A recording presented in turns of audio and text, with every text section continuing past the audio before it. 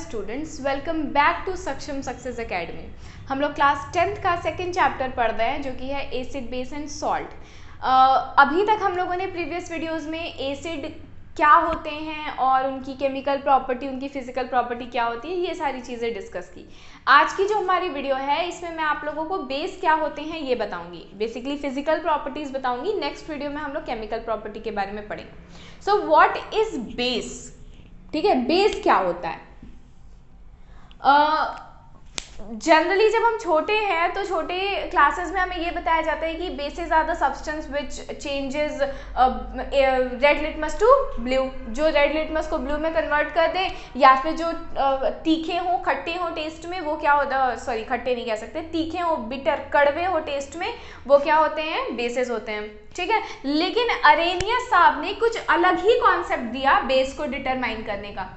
ठीक है, अरेनियस, इनको एक्सप्लेनेशन में हम केमिकल प्रॉपर्टीज में पढ़ेंगे, लेकिन यहाँ पे मैं आप लोगों को टच कर देती हूँ इस पॉइंट को कि अरेनियस ने बताया था कि ऐसे सब्सटेंस जो एक्वस सॉल्यूशन में यानी कि वाटर में डिसॉल्व होने के बाद OH निगेटिव आयन को रिलीज करते हैं, डोनेट करते हैं, they are known as what? Arrhenius base.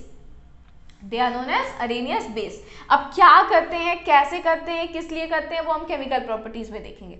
फिलहाल इतना जानिए कि OH निगेटिव आयन देने वाले, सब रिलीज करने वाले जो भी केमिकल्स होते हैं, जो भी सब्सटेंस होते हैं, उन्हें किस नाम से जाना जाता है? अरेनियस बेस के नाम से जाना जाता है। बेसिस ऐसे सब्सटेंस होते हैं जो basically they are bitter in taste. Bitter in taste यानी कि ये बहुत कड़वे टेस्ट के होते हैं। ठीक, जैसे करेला हो गया, ठीक है, कड़वे टेस्ट के होते हैं। कड़वे टेस्ट के होने के साथ साथ दे आर सोपी टू टच, दैट इज जब भी हम कभी इनको अपने हाथों से टच करते हैं तो ये बहुत ज़्यादा स्लिपरी सरफेस के होते हैं, बहुत स्लिप करते हैं, वो जो है एक तरीके से फिसलते हैं हमारे हाथों से। ठीक है, ये तो कुछ इनकी फिजिकल प्रॉपर्टीज रही। On the basis of the concentration of OH negative, जैसे हम लोगों ने एसिड को H पॉजिटिव के कंसंट्रेशन में डिवाइड किया था, उसी तरीके से OH निगेटिव आयन के कंसंट्रेशन में बेसिस को भी दो पार्ट में क्लासिफाई किया गया है। The first part is strong base और second part is weak base. Strong base और वीक बेस, कॉन्सेप्ट सेम वही है। ऐसे बेसेस जो कंप्लीट आयोनाइजेशन दिखाते हैं और पूरे तरीके से आयोनाइज होके कंप्लीट डिसोसिएशन शो कराते हैं OH निगेटिव आयन की, ऐसे बेसेस किस नाम से जाने जाते हैं? स्ट्रॉन्ग बेस के नाम से जाने जाते हैं। ठीक है, और ऐसे बेसेस जो पार्शियल डिसोसिएशन कराते हैं OH निगेटिव आयन की, इनकम्प्लीट डिसोसिएशन कराते हैं OH निगेटिव आयन की, they are known as what? Weak base. ठीक है, फॉर एग्जाम्पल हम लोगों ने कोई 1 मोल कोई बेस लिया, ठीक है, तो 1 मोल में कितना उस सब्सटेंस का या उस बेस का कितने मॉलिक्यूल होंगे? 1 मोल के अंदर 6.022 इंटू 10 की power 23 which is Avogadro number है ना। तो ये 6.022 इंटू 10 की power 23 molecules of that base हम लोगों ने लिया आयोनाइजेशन कराने के लिए।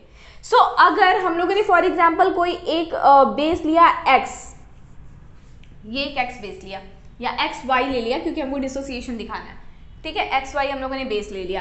अब जब हम इसको आयोनाइज करा रहे हैं तो फॉर एग्जाम्पल ये ऐसे ले लो, XOH ले लो।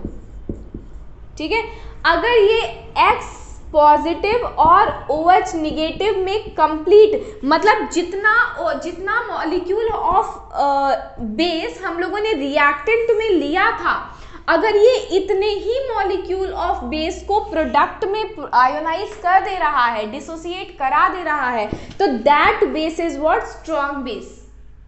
क्लियर? ठीक है, जैसे सोडियम हाइड्रोक्साइड हो गया, मैग्नीशियम हाइड्रोक्साइड हो गया, ये सब हो गया। लेकिन अगर ऐसा होता है कि ये बेस जो है फॉर एग्जांपल अगर XOH को हम लोगों ने लिया, आयोनाइज कराए, और ये X पॉजिटिव बना के OH निगेटिव उतना नहीं दे पाता है जितना इसके पास पहले था, तो ये क्या हो जाएगा, वीक बेस हो जाएगा। तो कंप्लीट डिसोसिएशन दिखाने वाले बेसेस जो होते हैं they are strong base, and incomplete dissociation दिखाने वाले जो बेसेस होते हैं दे आर वीक बेस। यहीं पे मैं आप लोगों को दो और पॉइंट बता देती हूँ, एसिडिटी और बेसिसिटी। एसिडिटी और बेसिसिटी क्या होते हैं? देखो, बेस एसिडिटी कंडक्ट करता है और एसिड बेसिसिटी कंडक्ट करता है। क्लियर? अपोजिट है, याद रखना।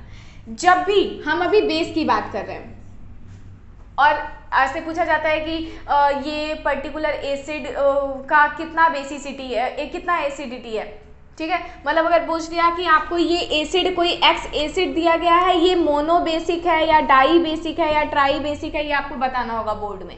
तो ये क्या होता है और ये कैसे पता चलता है? देखो, कोई, अभी हम लोग एसिडिटी की बात कर रहे हैं, तो यानी हम लोग किसकी बात कर लेते हैं? बेस की बात कर लेते हैं, ठीक है। तो कोई भी बेस कितने ज्यादा H पॉजिटिव आयन को अपने OH निगेटिव आयन से न्यूट्रलाइज कर दे रहा है, वही उसकी क्या कहलाती है? एसिडिटी कहलाती है। कोई भी बेस कितने सारे H पॉजिटिव आयन को न्यूट्रलाइज कराया, जितने H पॉजिटिव आयन को वो न्यूट्रलाइज कराया होगा जो बेस है, वो उतना उसका क्या हो जाएगा? एसिडिटी हो जाएगा। अब हमको ये कैसे पता चलेगा कि इस पर्टिकुलर बेस ने कितने H पॉजिटिव को न्यूट्रलाइज कराया? तो जिस भी बेस के पास जितना OH निगेटिव आयन होगा, for example if a base have 1 OH negative ion, तो ये 1 हाइड्रोजन पॉजिटिव को न्यूट्रलाइज करा सकता है, अगर 2 को नहीं करा सकता, ठीक है। तो इसकी एसिडिटी कितनी हो जाएगी? 1, यानी ये कहलाएगा मोनो एसिडिक बेस। बात समझ में आ रहे हैं? अगर एक OH निगेटिव आयन प्रेजेंट है तो वो एक H पॉजिटिव आयन को न्यूट्रलाइज करेगा, यानी उसकी एसिडिटी कितनी होगी? 1, मतलब वो किस नाम से जाना जाएगा? Mono acidic base. सेम वही चीज, अगर 2 OH निगेटिव आयन प्रेजेंट है तो मतलब वो 2 H पॉजिटिव आयन को न्यूट्रलाइज कर दे रहा है, मतलब इसकी एसिडिटी कितनी होगी? 2, और ये कहलाएगा डाई एसिडिक बेस। अगर 3 है तो 3 उसका एसिडिटी, और ये कहलाएगा ट्राई एसिडिक बेस। समझे? तो ये है बेस की एसिडिटी। अब हम बात करते हैं एसिड की बेसिसिटी। मैंने आप लोगों को उस टाइम पे शायद नहीं बताया। एसिड की बेसिसिटी जस्ट सेम यही है, कोई भी एसिड कितने सारे OH निगेटिव आयन को न्यूट्रलाइज कर देती है, यही है उसकी बेसिसिटी। तो कितने को कर पाएगी? जितने उसके पास H पॉजिटिव होंगे। तो अगर एक एसिड अपने अंदर एक H पॉजिटिव आयन कंटेन करती है, एक H पॉजिटिव आयन उसके पास प्रेजेंट है, तो ये कितने OH निगेटिव को न्यूट्रलाइज कर पाएगी?